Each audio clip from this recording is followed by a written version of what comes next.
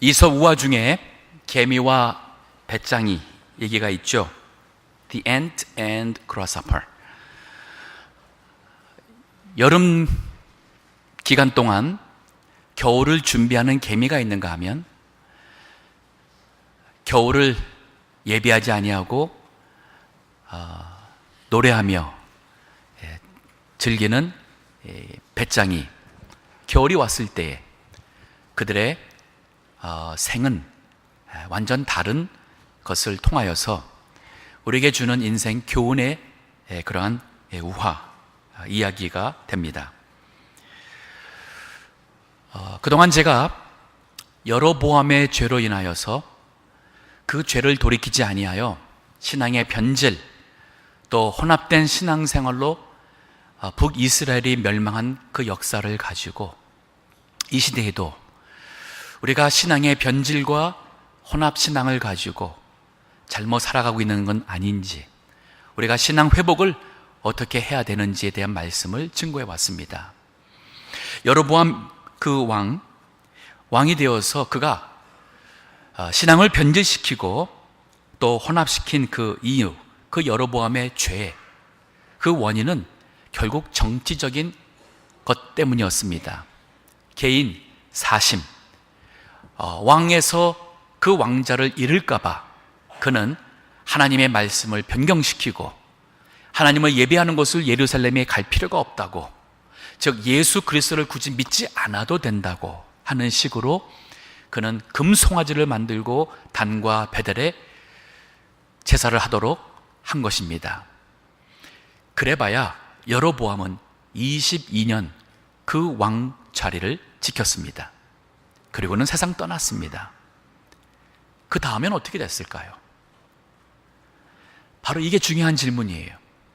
우리는 이 세상에서 이게 얼마나 될지도 모를 그 인생을 위해서 우리는 모든 것을 다 투자를 하는데 거기에 심지어 하나님을 믿는 신앙 자체도 변질시키고 그리고 신앙을 혼합시킬 때에 이것이 얼마나 영생으로 이어지는 불행이 될 줄을 인간은 헤아리지 못합니다.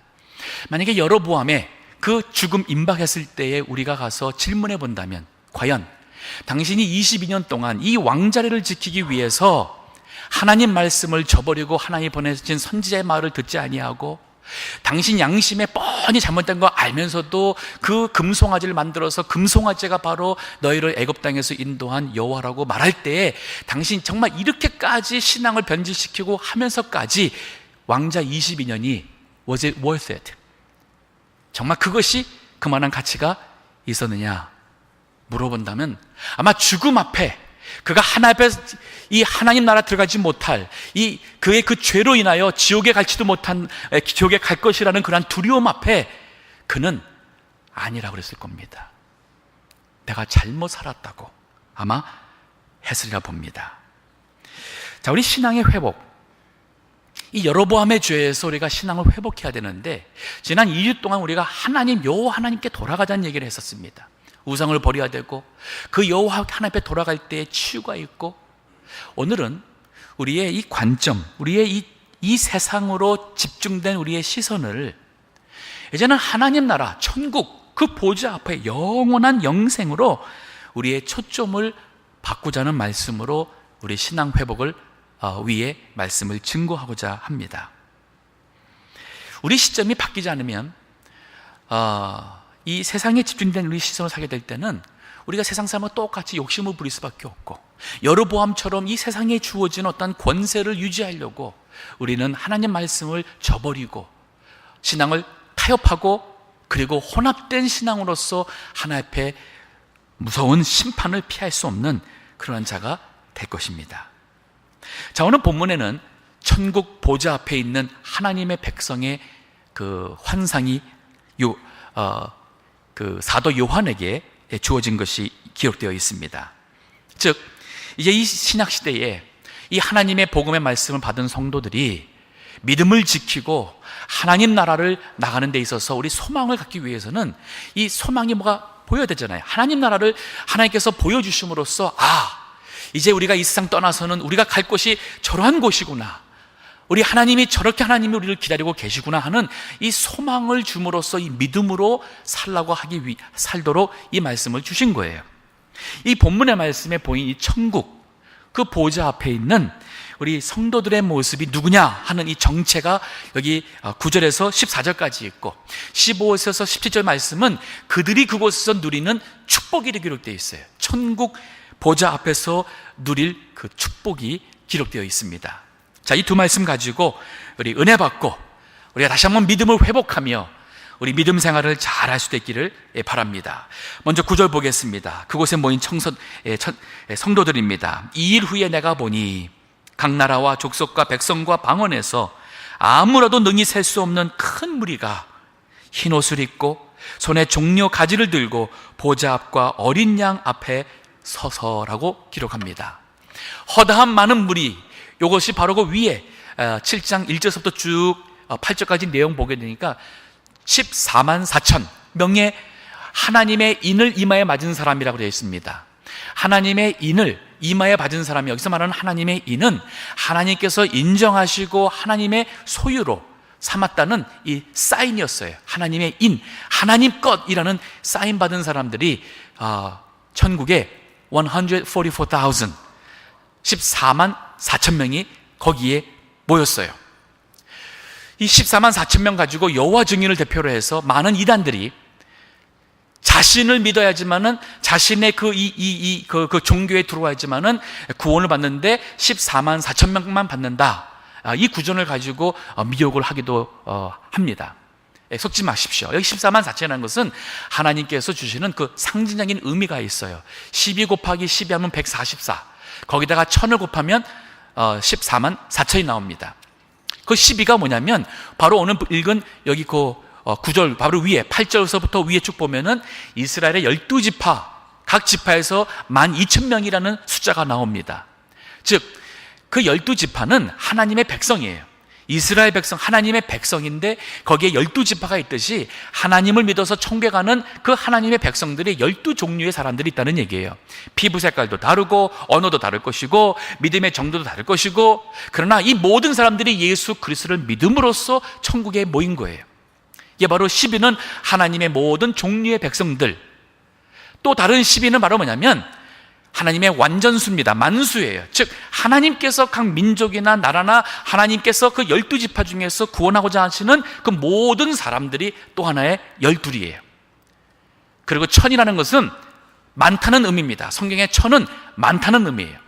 즉 하나님께서 구원하고자 하시는 각 나라와 백성과 민족, 여러 시대와 사람들 중에서 그 여러 종류의 사람들이 그 12지파 같이 여러 하나님께서 예정하신 그 지파들이 있는데, 그 사람들, 그 나라와 민족마다 하나님께서 구원하실 사람들이 그 만수가 많다는 의미가 바로 14만 4천 명이 바로 하나님의 보좌 앞에 다 모였습니다. 그들이 모였는데 그들이 누구냐? 오늘 본문에 보니까 흰 옷을 입고 손에 종려 가지를 들고 보좌 앞에 섰다 그랬습니다. 흰 옷. 여기 흰 옷을 입었다는 것은 순결, 의의 상징입니다. 여기 14절도 보게 되면은 그 말씀을 보충 설명하고 있어요. 14절 보니까 내가 가로되 내 주여 당신이 알리다 하니 그가 나더러 이르되 얘는 큰 환난에서 나오는 자들인데 어린 양의 피에 그 옷을 씻어 희게 하였느니라. 흰 옷이 뭐냐면 어린 양의 피, 예수 그리스도의 피, 십자가의 피로 그 옷을 희게 만들었다는 얘기예요. 즉 예수 그리스도의 십자가에 죽으신 그 피를 믿음으로, 그 십자가의 피가 그를 모든 죄에서 씻겨서, 그래서 예수님의 그 의의 옷을 입어 간 겁니다. 이것이 바로 의인이에요. 흰 옷 입은 의인들이 바로 하나님의 보좌 앞에 나가 있습니다. 종려나무 가지라는 것은, 이것은 승리의 상징이고 이것은 기쁨의 상징입니다. 그들이 이 세상에서 구원을 받아 천국 간 그 기쁨과 승리의 그 기쁨으로 하나님 예수 그리스도의 흰 옷을 입고 그 자리에 있었습니다.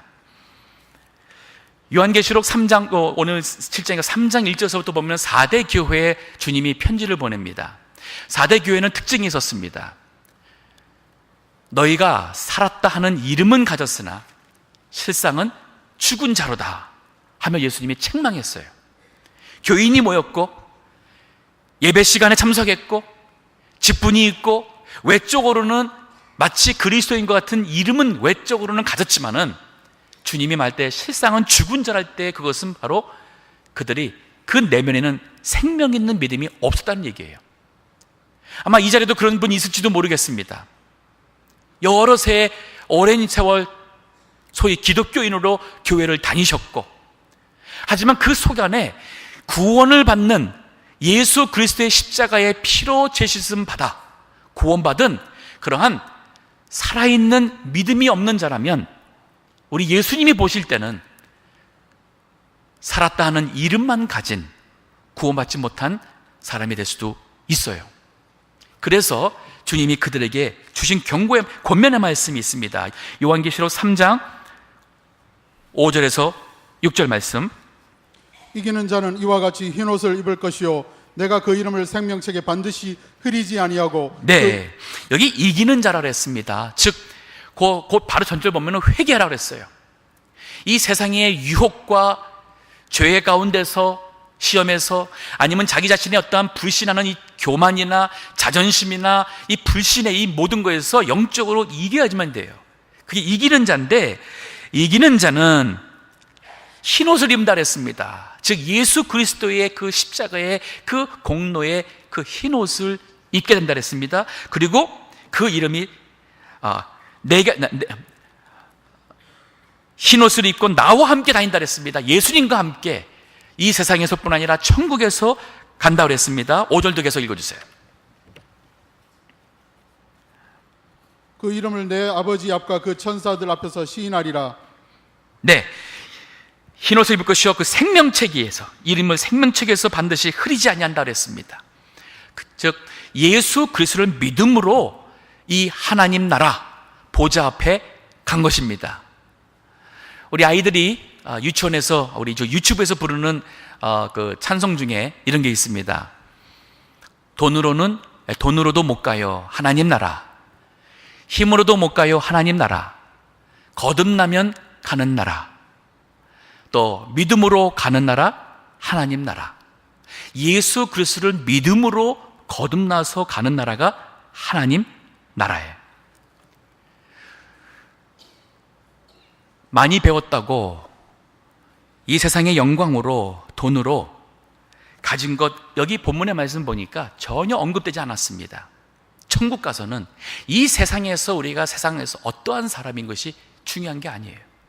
예수 그리스도를 믿었느냐, 그래서 죄에서 죄 씻음 받고, 그래서 예수 그리스도의 생명을 받은 이제는 예수님의 사람, 예수님의 의의 옷을 입었느냐는 것이 우리가 천국에 들어가느냐 아니면 천국에 들어가지 못하느냐는 것을 결정하는 것입니다. 그래서 오늘 본문에 처음 이 보좌 앞에 있는 사람의 정체는 바로 의인들이었습니다. 흰옷, 예수 그리스도의 의의 흰옷을 입고 손에 승리와 기쁨의 종리가지를 들고 있는 성도들이 보였습니다. 10절을 계속 봅니다. 그들이 무엇을 하고 있는지 봅니다. 24장로들이 보좌에 앉으신 이 앞에 엎드려 세세토록 사시는 이에게 경배하고 자기의 면류관을 보좌 앞에 던지며 가로되 우리 주 하나님이시여 영광과 존귀와 능력을 받으시는 것이 합당하오니.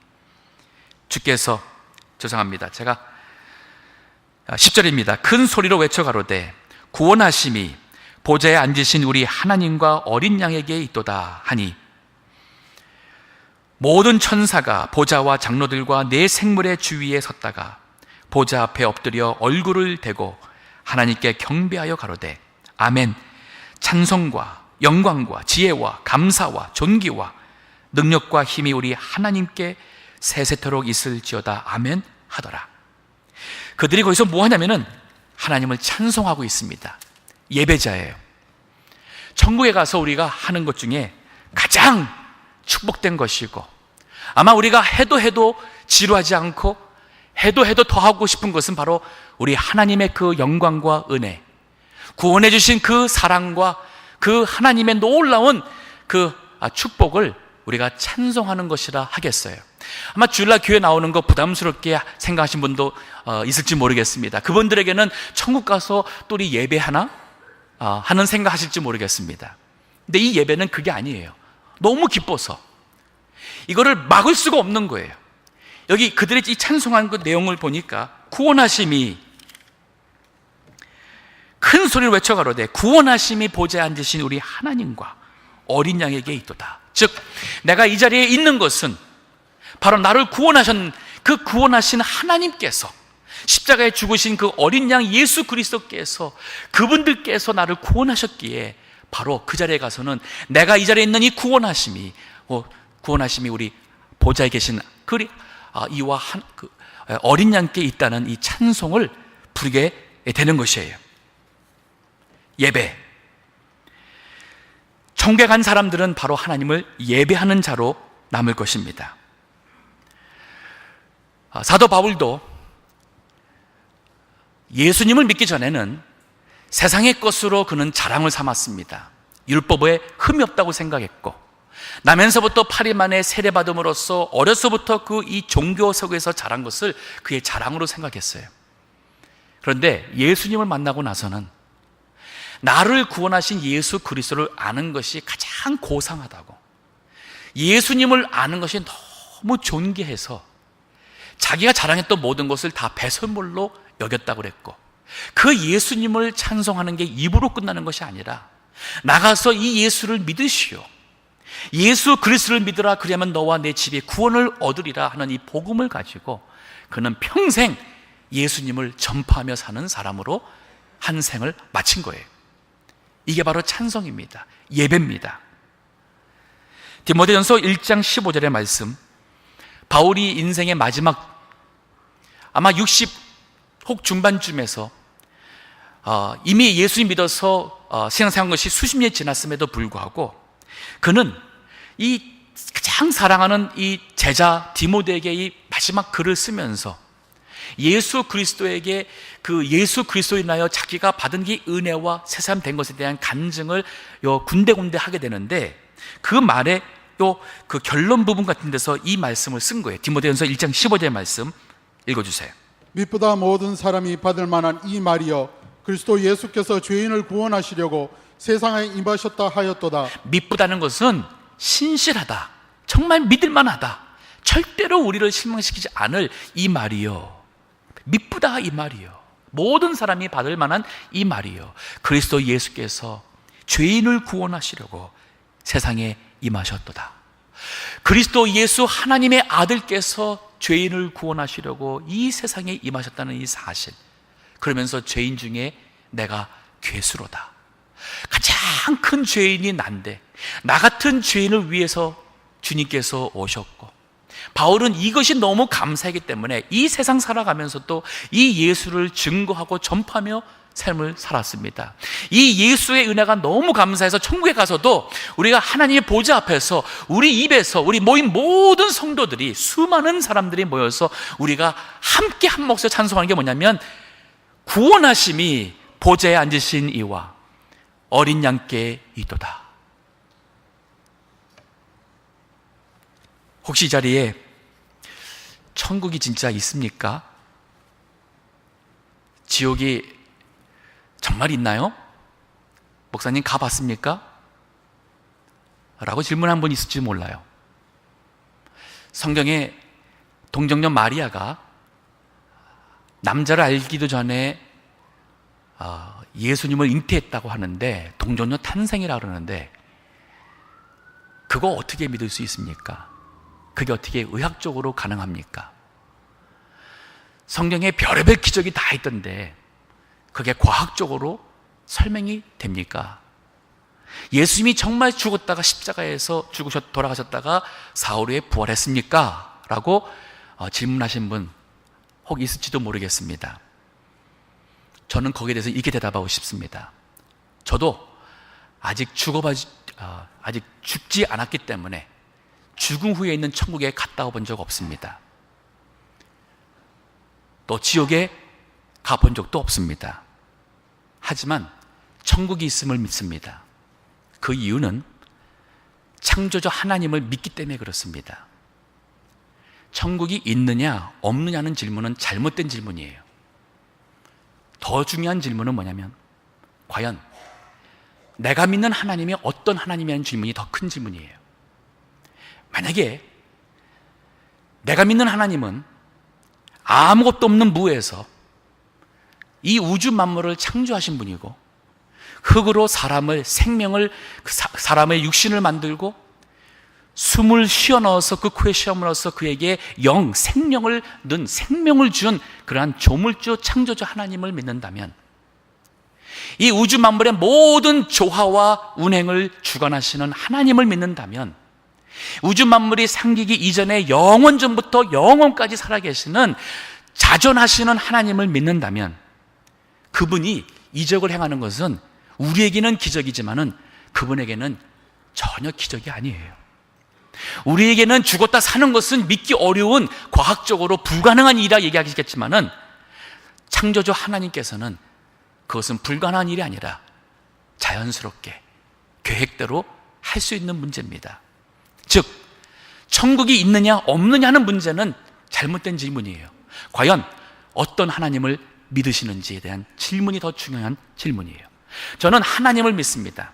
창조주 하나님을 믿습니다. 모든 주권의 하나님을 믿습니다. 그렇기 때문에 그 하나님께서 하신 약속대로, 그 하나님께서 충분히 이미 과거에 역사를 통하여서, 하나님의 말씀을 통하여서, 이적을 통하여서, 또 그것을 보고 듣고 믿은 많은 수많은 증인들을 통하여서 그런 하나님이 살아계심을 믿습니다. 그렇기 때문에 제가 죽는 날 하나님 나라에 들어갈 것을 믿고 저는 구원의 확신을 갖고 있습니다. 이 구원의 확신이란 단어는 믿음의 문제예요. 어떤 사람은 글쎄 자신이 없네요. 내가 오늘 죽는다면 과연 내가 천국에 갈지 지옥에 갈지, 아니 그 다음에 뭐가 있을지 전 잘 모르겠습니다. 그분은 믿음의 얘기가 아니에요. 그분은 자신의 어떠한 자신의 생각에서 하는 얘기입니다. 그리고 그래 난 천국에 갈 자신이 있어, 이 말은 자기 자신의 얘기예요. 즉 어떠한 자기 자신이 뭐를 행했고 내가 이렇게 선을 베풀었으니까, 아니면 지금까지 믿었다고 했으니까 그러면 천국에 갈 수 있겠지 하는 거대한 기대사항입니다. 구원은 우리에게서 나오는 자신감이 아니에요. 구원은 창조주 하나님을 믿고 그 하나님께서 우리에게 구원받으라고 보내신 독생자 예수님의 십자가와 부활을 믿음으로써 하나님께서 우리에게 의롭다 칭해 주시는, 우리의 죄를 용서해 주시는 하나님의 은혜의 선물입니다. 그 외에는 인간이 우리의 선과 우리의 업보와 우리의 선행으로, 율법 지킴으로 하나님 앞에 의롭다 할 사람은 아무도 없어요. 아무도 없어요. 마치 이 공기를 우리가 돈을 주고 사야 한다면, 태양빛을 우리 인간이 노력해서 얻으려고 한다면 아마 우리 인간은 살지 못할 겁니다. 감당할 수가 없어요. 그렇기 때문에 하나님께서 해와 공기는 거저 주셨어요. 그래서 우리가 그것도 은혜라고 그러잖아요. 일반 은총이에요. 자연이 주는 선물이라고 하잖아요. 마찬가지로 이 영생이라는 것도 우리 인간의 노력으로 얻을 수가 없기 때문에 하나님께서 이것을 우리에게 선물로 주시기 위해서 믿음을 구하시는 거예요. 창조주 하나님을 믿느냐? 독생자 예수 그리스도께서 너의 죄를 위하여 십자가에 죽으심을 믿느냐? 부활하심을 믿느냐? 누구든지 저를 믿으면 멸망하지 않고 영생을 얻으리라 하는 이 하나님의 말씀을 믿느냐 안 믿느냐가 지옥이냐 천국을 갈라놓습니다. 저는 우리 동부교회에 계신 여기 우리 모든 성도님 중에 한 번도 빠짐없이 믿으시기 바라요. 혹시라도 여기까지도 회의감이 있으시고 제 말을 들으면서도 스스로가 판단하시면서 글쎄 하신다면 한번 깊이 생각해 볼 필요가 있습니다. 만약에 제가 천국이 없다면, 구원이 없다면, 창조주 하나님이 정말 계시지 않는데 한다면 저는 거짓말하는 거예요. 그리고 여기 계신 많은 성도님들을 제가 속이는 겁니다. 잘못된 길로 인도하는 거예요. 아니, 저 개인도 그렇습니다. 제가 죽어서 천국이 없다면 제가 이 세상에서 목회하면서 왜 이렇게 시달려야 될까요? 이렇게 공부했으면 세상 일했으면 더 편하게 살 수도 있습니다. 하지만 하나님의 일을 하는 것은 이 길이 진리의 길이니까, 참이니까. 그래서 못 믿는 사람들에게, 안 믿는 사람들에게 이 구원의 길을 설명하고 그들도 구원받아 하나님 나라 갈 수 있도록 하는 것은 이게 진짜이기 때문에 그래요. 우리 모든 성도님들이, 우리 동부교회 성도님들이 다 예수님 믿으시고 회개하시고 천국에 하나님 보좌 앞에 있는 이 14만 4천 수많은 구원받은 성도들과 함께, 그 무리와 함께 하나님을 예배할 수 있기를 원합니다.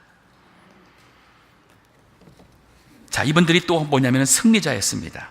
오늘 본문에 13절을 보니까 장로 중 하나가 응답하여 내게 이르되 이 흰옷 입은 자들이 누구며 또 어디서 왔느냐? 내가 가로되 내 주여 당신이 알리이다 하니 그가 나더러 이르되 얘는 큰 환난에서 나오는 자들인데 어린 양의 피에 그 옷을 씻어 희게 하였느니라. 큰 환난에서 나왔답니다. 즉 예수님을 믿어서 우리가 흰옷 입었어요. 흰옷, 의의 옷을 입었어요. 그러면 끝이 아니에요. 이 믿음으로 이 세상에 살려니까 유혹이 오잖아요. 그 유혹을 이제는 우린 세상 사람과 다르니까 나는 예수님의 십자가의 피로 죄사함 받은 사람인데 내가 저 사람들과 똑같이 유혹받아서 살 수 없지. 욕심이 있습니다. 내가 이제는 소망이 이 세상에 든 소망이 아닌데 여로보암이 그 왕으로서 왕자리를 지키려고 했다는 욕심 때문에, 정치적 사심 때문에 그는 하나님의 말씀을 변경시켰고, 그리고 사람들한테 이것이 진짜인 양 해가면서 자기 왕자리를 위한 것은 그의 인생의 소망은 이 땅에 있었기 때문에 그래요. 하지만 우리가 소망은 여기 세상이 아니잖아요. 이 세상을 지나서 우리 천국의 소망이 있다면 우리가 욕심이 있을 때에 내가 왜 이 세상 것으로 이렇게 연연하고 욕심을 부리고 싸우고 왜 내 것을 안 놓치겠다고 이렇게 할까? 복을 주시는 분도 하나님이시고 취해가시는 분도 하나님이신데 우리 마음이 너그러지잖아요. 이 세상의 욕심 우리에서 자유할 수 있습니다. 유혹에서 자유할 수 있습니다. 죄에서 빠지던 몸에서 이제는 자유할 수 있습니다. 왜? 천국의 하나님 보좌 앞에 설 그 날이 우리가 있잖아요. 그래서 여기 선 사람들 보니까 이 모든 사람들이 큰 환난에서 나온 사람이라 그랬습니다. 진정 하나님의 나라에서 하나님을 찬송할 수 있는 우리 모든 성도들은 승리자예요. 믿음의 승리자입니다. 우리는 이제는 이 세상에 져서 살아가는 사람이 돼서는 안 돼요. 빌립보서 1장 29절에도 바로 그 말씀을 해주고 있어요. 읽어주세요. 그리스도를 위하여 너희에게 은혜를 주신 것은 다만 그를 믿을 뿐 아니라 또한 그를 위하여 고난도 받게 하심이라. 자, 하나님께서 우리 은혜를 주신 이유가 뭐예요? 그냥 믿을 뿐만 아니라 그랬어요. 나 예수님 믿어요. 난 천국 갈 줄 믿습니다. 그가 아니라 또한 그를 위하여 고난을 받게 하심이라. 이제는 그리스도를 위하여서 고난 받으세요. 주님 생각하면서 때로는 속상해도 참으시고, 주님 생각하면서 나를 이해 못하는 사람이 핍박해도 그 원수를 향하여 축복하시고, 주님을 생각하면서 이 세상의 물질이나 이 세상의 모든 것 양보할 수 있고 더 큰 것을 소유할 수 있는 사람이 되셔야 됩니다. 디모데후서 3장 15절에도 그랬습니다. 무릇 그리스도 예수 안에서 경건하게 살고자 하는 자는 핍박을 받으리라. 이 세상 사람들 이해 못합니다.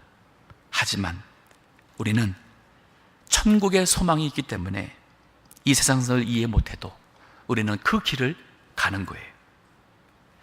자, 이들이 누리는 축복이 있습니다. 오늘 본문에 여기 15절도 보면은 축복이 세 가지가 있어요. 첫 번째는 안식이에요. 그러므로 그들이 하나님의 보좌 앞에 있고, 하나님의 보좌 앞에 있다. 이것만 생각해도 엄청납니다. 또 그의 성전에서 밤낮 하나님을 섬김에, 여기 섬긴다는 단어가 종이나 노예가 노동하는 섬긴다는 그런 단어가 아니라 여기서 말한 걸 마치 부부 사이에서 보필하는 것 같아요. 아내가 남편을 보필하면서 그 남편과 같이 교제하고 사랑에 교제하지 않습니까?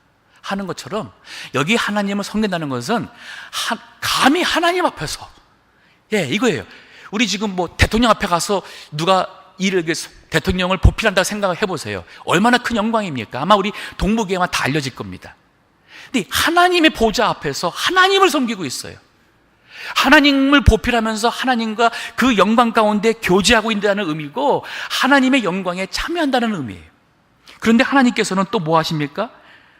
보좌에 앉으시니까 그들 위에 장막을 치신다 그랬어요. 장막을 쳤다 그랬어요. 성경 구역에서도 이 장막, 성막을 하나님께서 쳤다는 그 표현이 나오는데, 출애굽기에 보게 되면은, 이 40장에 보게 되면은 하나님의 영광이 성막에 충만하더라는 표현이 나와요. 즉, 이 하나님의 이 장막 핀 곳에 하나님의 영광이, 하나님의 임재가 거기 있었어요. 최고의 영광입니다. 제가 여러 해 전에 어느 분 신방을 갔는데, 그 리빙룸에 이렇게 큰 액자로 사진이 있더라고요. 그래서 가만히 가서 보니까 그 어느 대통령인지 잊어버렸어요. 하여튼 오래전에 우리 한국 대통령이에요. 근데 누가 악수를 하고 있어요. 그래서 내가 대통령과 악수하셨네요 했더니, 네. 사실은 제가 아니라 우리 오빠가, 제 오빠가 아무개 대통령을 언제 가가지고 악수한 그 사진을 가문의 영광이라고, 그거를 이민 올 때 갖고 오셔가지고 리빙룸에 붙여놓고 있더라고요. 영광이죠. 우리 대통령과 한번 만나는 것도 영광이고, 악수 한번 하는 것도 영광이에요.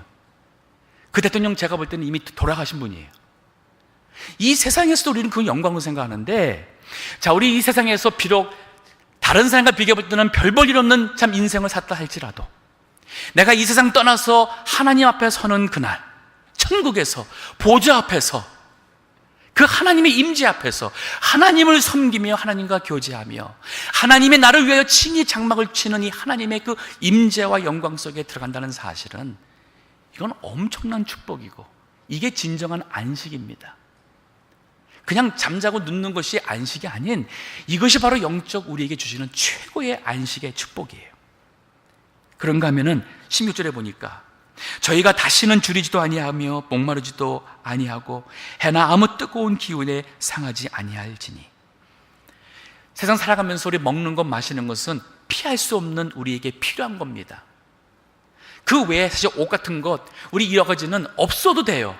하지만 먹는 것, 마시는 것 가지고는 정말 피할 수 없는 것이죠. 근데 그것까지도 필요 없는 것이 바로 하나님의 임재 앞이었어요. 더 이상 욕심에 시달릴 것도 없고, 열등감에 시달릴 것도 없고, 더 이상 하나님 한 분으로 만족된 그 천국에서 해나 뜨거운 기온이 해치 못하는 것은 우리 주변에 있는 여러 위험한 상황들이나 그런 환경에서도 우리가 자유함을 얻는 만족이 있다는 얘기예요. 우리 예수님께서 요한복음 4장 13절에 14절을 보게 되면, 사마리아 여인, 인생을 잘못 살아와서 많이 참 도덕적으로 복잡하게 살아왔습니다. 사람들의 눈을 피해서 더운 낮에 우물물을 뚫어왔습니다. 예수님을 만났습니다. 예수님이 그 여인을 사랑하시고 영혼을 불쌍히 여겨서 그 영혼을 구원하기 위하여 그 여인에게 말해주잖아요. 이 물을 마시는 자마다 다시 목마르려니와 내가 주는 물을 마시는 자는 영생하도록 목마르지 아니하리라. 그 속에서 영생하도록 솟아나는 샘물이 되리라. 이 여인이 그 물 좀 달라고 그랬어요. 그럴 때 예수님이 가서 네 남편 불러와라.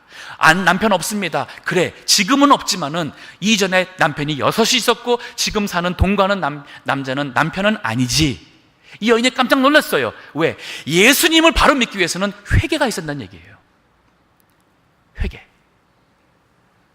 이 여인이 회개를 통하여서 예수님 앞에 자기 모든 과거와 모든 것을 다 내려놓고 정말 우리 하나님 앞에 나는 죄인인 것을 고백하고, 그 하나님 앞에서는 어찌할까요? 저를 불쌍히 여겨주세요. 저 죄인입니다. 저 교만한 자고, 하나님을 두려워하지 않고 내 마음대로 살았던 자고, 그러면서도 외식하고 거짓으로 물든 자입니다. 하나님, 하지만 저를 어떡할까요? 저를 불쌍히 여겨주세요. 이것이 진정한 하나님 앞에 서는 믿음의 모습이었어요. 근데 천국에는 그것이 없어요. 더 이상 목마른 것도 배고픈 것도 없습니다. 살아가면서 목마르죠. 올림픽 금메달 따기를 위해서 얼마나 많은 선수들이 노력합니까? 하나 따면은 이관왕이 되고자 하고, 삼관왕이 되고자 합니다. 4년 후 올림픽에 또 나가서 2회 연속 금메달이라는 이름을 남기고 싶어 합니다. 아니, 세계 신기록을 남기고 싶어 합니다. 인생은 끝이 없어요. 모든 것은 끝이 없어요. 하지만 하나님 나라에서는 더 이상 그것이 끝이 없는 만족함이 있습니다. 17절에 보니까 또 하나의 축복이 있습니다. 바로 주님이 우리의 목자가 되셔요. 이는 보좌 가운데 계신 어린 양이 저희의 목자가 되사 생명수 샘으로 인도하시고 하나님께서 저희 눈에서 모든 눈물을 씻어주실 것이미로라. 예수님께서 거기서도 천국에서도 우리의 목자가 되신다네요.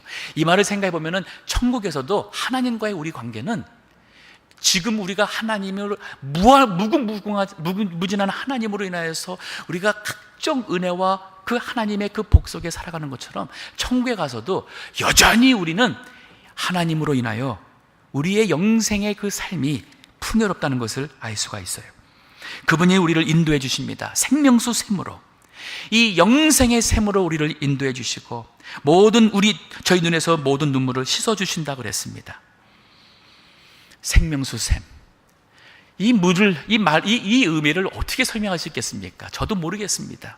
이것을 안다고 하는 사람 자체가 말의 모순이 있어요. 여기 이 천국은 우리 말로 언어로서 표현할 수가 없습니다. 마치 군뱅이 구데기가 몇 달 후에 나방이 되어서 날아간다. 이 구데기가 죽었어요. 그리고 번데기가 되었습니다.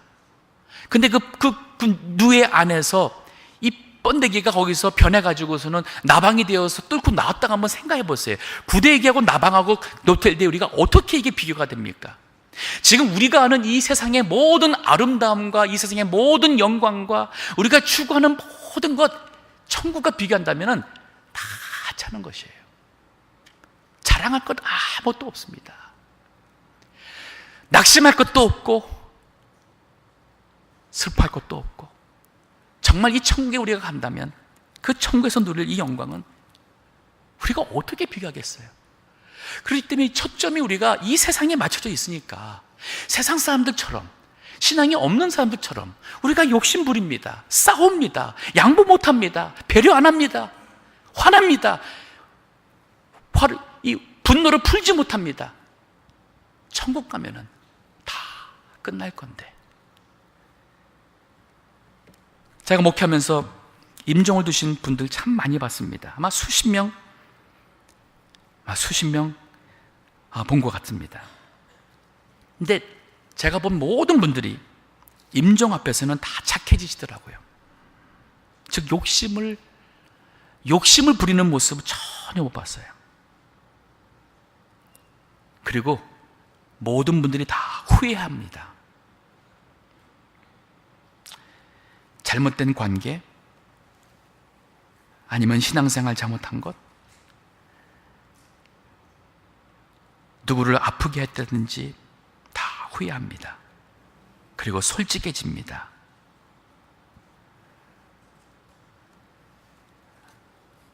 언젠가는 우리도 그 죽음이 앞에 있을 겁니다. 하지만 사고로 우리가 이 세상을 떠난다면 우리가 우리 자신을 돌아볼 기회가 없을 수도 있어요. 하지만 죽음이라는 것을 이렇게 생각하고 싶은 것이 아니라 친근하게, 나에게 죽음이 오는 그날은 내가 그 다음 순간 하나님 나라의 천국 보좌 앞에서 우리 하나님을 이미 간 우리 많은 이 믿음의 성도들과 함께 거기서 예수 그리스도의 십자가와 그 부활의 그 의의 옷을, 흰 옷을 입고, 다 상징적인 것이지만은 상징 입고 정말 승리와 기쁨의 종려가지를 들고 우리가 목청이 터지라 구원하심이 보좌에 앉으신 이와 어린 양에게 있도다.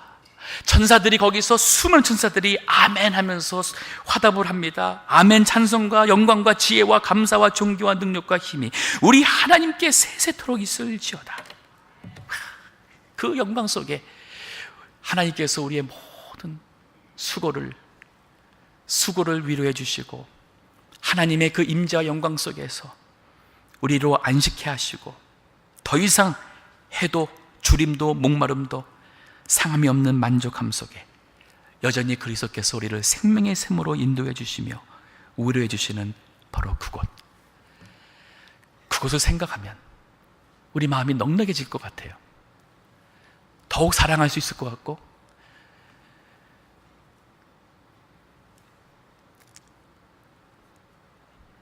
소중한 사람들과의 관계, 또 가족들과의 관계, 다 후회할 일을 하지 아니하고 기회가 있을 때 사랑해야지, 나눠야지. 또 기회가 있을 때 내가 주님 위해서 봉사해야지, 기도해야지, 말씀 지켜야지. 아마 우리의 모습이 달라질 것 같습니다. 믿음의 회복, 다시 한번 우리의 세상으로 향했던 우리의 이 시선을 저 멀리 들어서 천국을 향해 집중을 해야겠습니다. 주님의 보좌 앞에 서는 그날 기대하면서, 소망하면서 살아가는 모든 성도 되시기를 간절히 바랍니다.